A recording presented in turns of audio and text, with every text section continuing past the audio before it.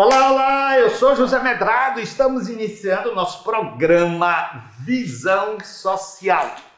Você sabe, o momento requer cuidado, você use sua máscara, distanciamento social. Estou tirando aqui a minha porque Rejane, que está ali, está a 2 metros de mim, não é? Então, muito bem.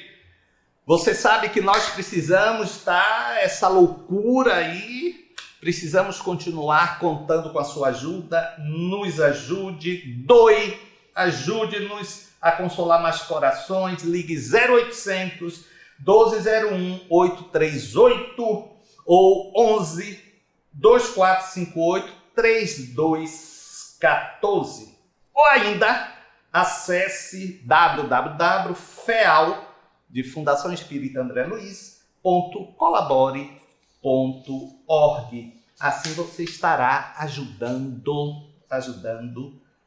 a muita gente que, olha, ouve, vê o programa, passa no centro, vem em casa com a família, tá bom?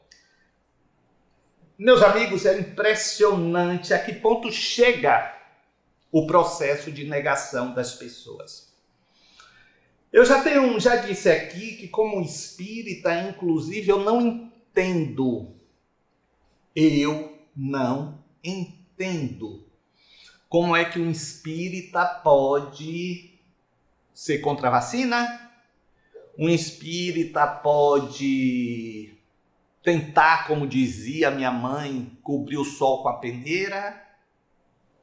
Eu não consigo como é que um espírita pode achar natural um presidente em uma live simular assim falta de ar, debochando a dor das pessoas. E espíritas, eu digo espírita porque sei que conheço, estão ali nas minhas redes sociais. Foi dentro de um contexto. Não existe contexto. Não existe contexto para você debochar da dor. Por menor que seja a dor da pessoa, é a dor da pessoa. Estou com um irmão meu hospitalizado, está em oxigênio,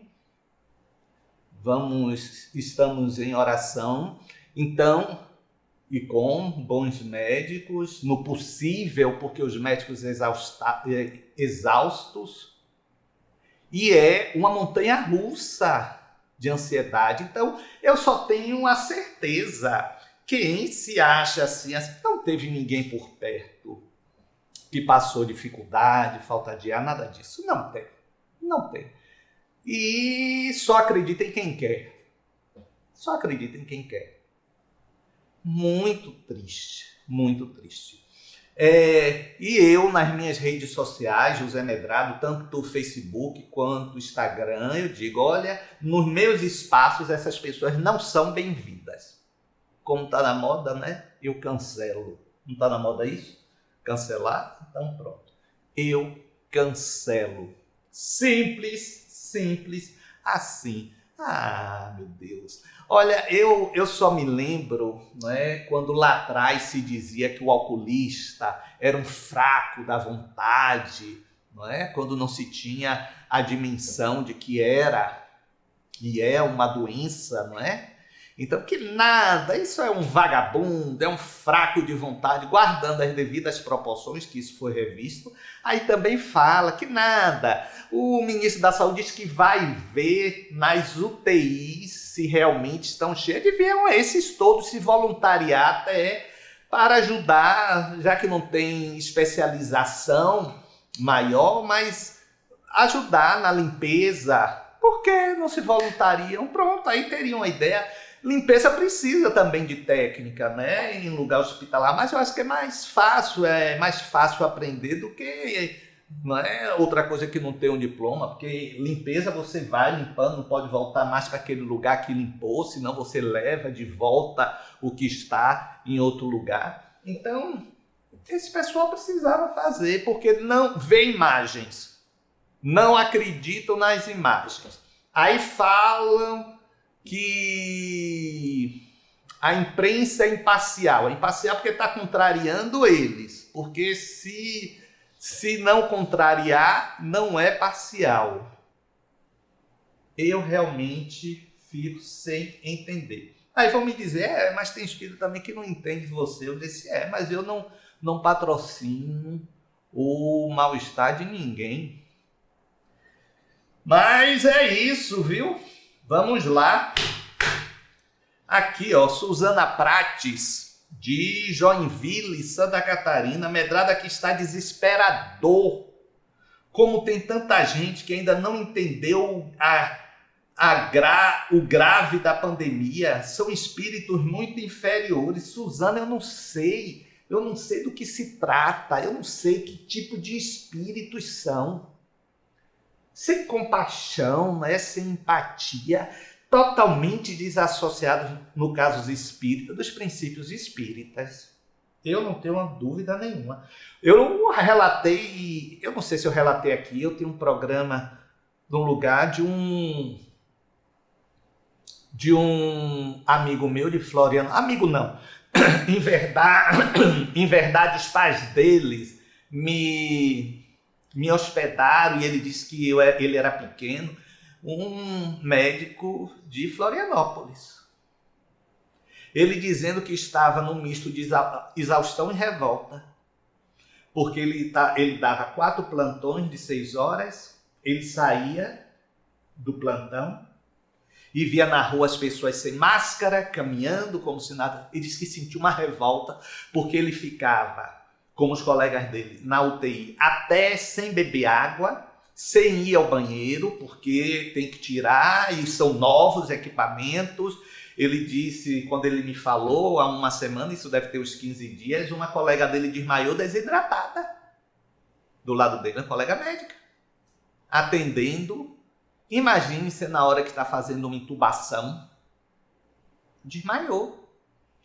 Não é? Gente entrando em depressão, porque se pensa que é fácil, vamos botar macas ali. E o pessoal? E o pessoal para cuidar? Ai, Suzana. Darlene Fontes é de Juazeiro do Norte, no Ceará. Sou devota de Padre Cícero e também de Irmã Dulce, daí da Bahia. Não sou espírita, mas minha fé é grandiosa. O santo é um espírito protetor? É sim, Darlene. Os santos são espíritos superiores, né? Que dentro da, digamos assim, né? Da estrutura, dentro da estrutura deles, religiosas, né? São católicos, então tem, digamos assim, essa visão, né? essa canonização do reconhecimento. São espíritos superiores, caridosos, misericordiosos, não é? Sem sombra de dúvida. Tem uma imagem enorme aí, né, Darlene, do Padre Cícero, não é? Juvenal Rios é de Botucatu, São Paulo. Comecei a tomar um remédio que o médico indicou para dormir, porque perdi o sono e vivo preocupado com a pandemia. Sou pequeno empresário e passando muitas dificuldades no negócio. Meu receio é ficar dependente de remédio. Não bebo e não fumo. Ô Juvenal, mas nesse momento é necessário, depois você faz um desmame. Agora você sabe, por exemplo, eu sou um empresário na Cidade da Luz, não é? Porque tem gente que quando ouve eu falar o que eu vou falar, ele fala, mas porque você não é empresário? Como não? Se eu tenho 21 funcionários, que eu tenho que pagar folha e o recolhimento de tudo. De tudo. E meus funcionários daqui não tiveram redução de salário, não tiveram suspensão de contrato, não receberam em atraso. É ou não é, Regiane? Ela fez assim, com o bico de pato que ela tá, não é? Nada disso. Então, Não estou dizendo que eu não entendo, eu entendo. Agora a gente tem que se pressionar o governo federal para criar créditos de ajuda. Vai arranjar dinheiro onde? Tira as emendas dos parlamentares. Quando se quer não se consegue tudo, eles não arrumam para tudo? Então, subsidiem. Governos anteriores aí não fizeram, né? Colocaram subsídio, um bocado de coisa com dinheiro público. Por que não faz isso? Porque os empresários não dizem isso. O auxílio emergencial, desde dezembro, e teve gente de rodo aí, mulher de prefeito, de vereador e tudo que receberam. E olha, meus amigos, o nome do nosso programa é Visão Social, ok? Apenas como um registro para quem possa estar aí. Mas isso não era para estar comentando. E eu estou respondendo as perguntas que me chegam. Cristiane Sobral é de Guarulhos, São Paulo. O sonho de premonição pode pegar? As informações com os espíritos já desencarnados? Ou como é isso? Se não existe a fatalidade no espiritismo, como explicar a previsão no sonho? Ô Cristiane, há dois tipos de sonho. O sonho fisiológico seu, dos seus medos e desejos, e os encontros espirituais. Os sonhos dos encontros espirituais, espírito não fica dizendo que não sabe. Espírito não sabe de futuro. Ele pode falar de probabilidade, de possibilidade, mas dizer de futuro, não. Então, é muito interessante a gente pensar o seguinte: e sonho de premonição? Será sonho de premonição? Ou será que a pessoa sonha algo por temer ou por desejar, e a partir daí aquilo se estabelece como forma, digamos, de fazer concretizar o que sonhou? É importante pensar nisso também. Olha, vamos aí àquela inserção. O medo da perda. Agora, olha, eu vou trazer para uma perda geral. Não apenas a perda pela morte. Nós temos medo da perda que conquistamos, daquilo que lutamos, daquilo que nós buscamos com dificuldade, com luta. Então temos medo de perder, não é? Então é natural até esse medo, né? E claro, e por conta disto, desse medo, desse receio, a gente tenta como se fosse manipular a própria vida, manipular até as pessoas para que aquele medo desapareça, o medo da perda do ser amado, da pessoa amada. Então a gente manipula, a gente se vitimiza, a gente chantageia, a gente faz todo um processo muitas vezes exatamente para manter aquele espectro de confiança e não medo.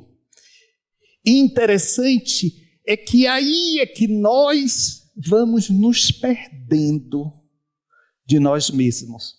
Nós vamos focando os nossos pontos, digamos assim, de interesse, os nossos pontos de busca no que está fora.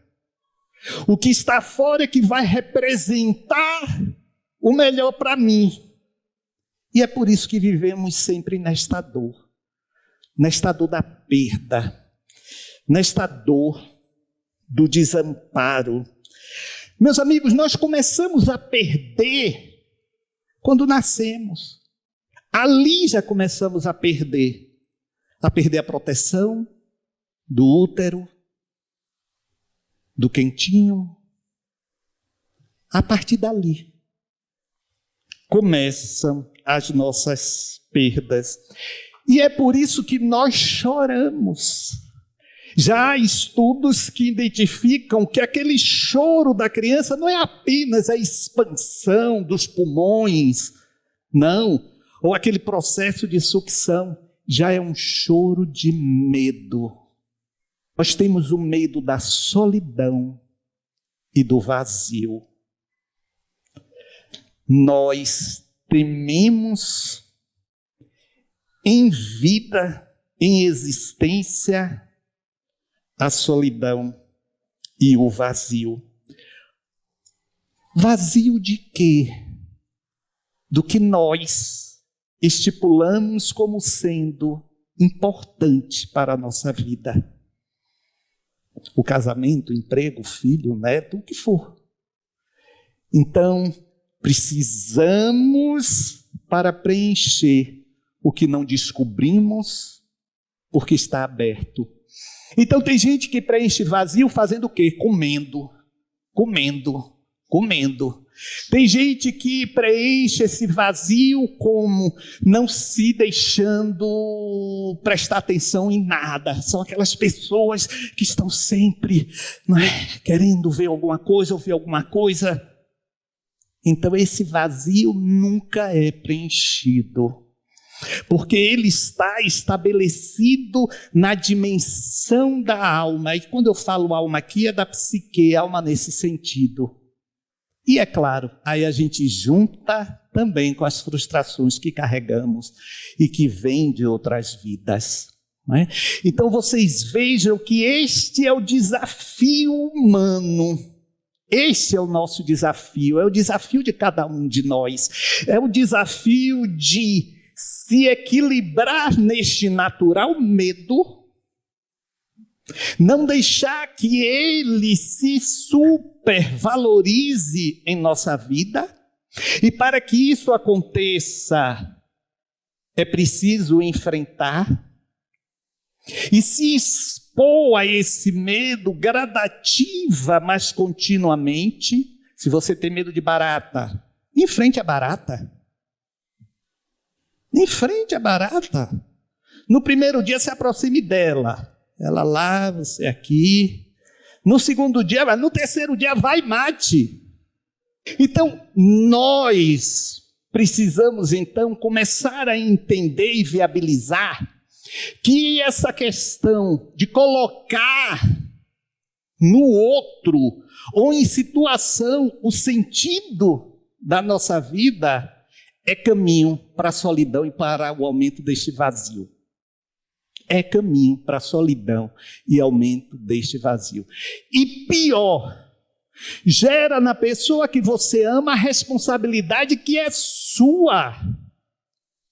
E só sua.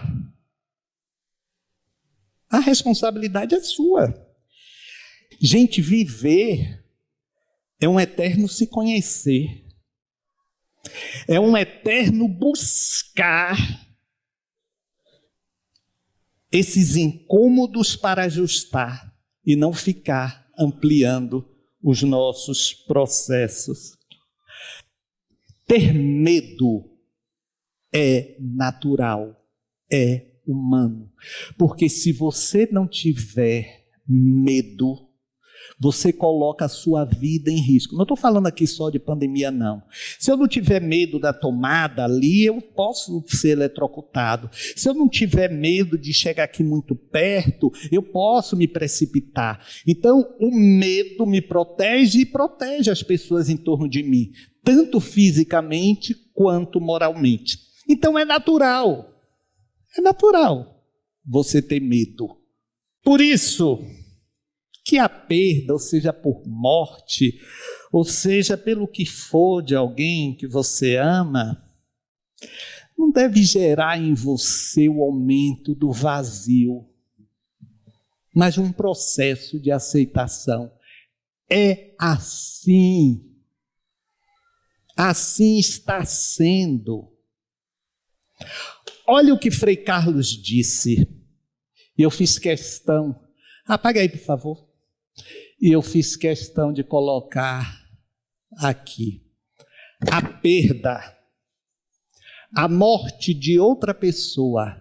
Quando ele fala perda aí, partida, não é? O sair de perto.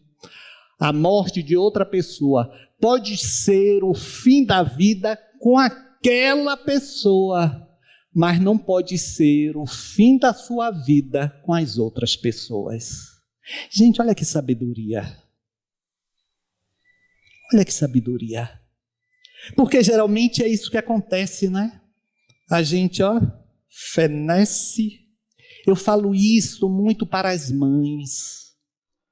Quando chegam assim, naquele sofrimento pelo filho, eu falo assim, tem ainda algum filho? Não, eu tenho 2 filhos. Olha, esses filhos podem pensar que o que partiu era mais importante.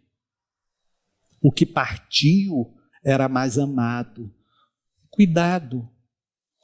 Da mesma forma, olha, foi embora, tá? Poxa, um amor, um sonho. Vai ficar aí as cicatrizes, mas tá. Deixe-me ir. Preciso andar. Vou por aí a caminhar. Rir para não chorar. Pois é, não é, gente? Nós, de um modo geral, nós vivemos assim, combatendo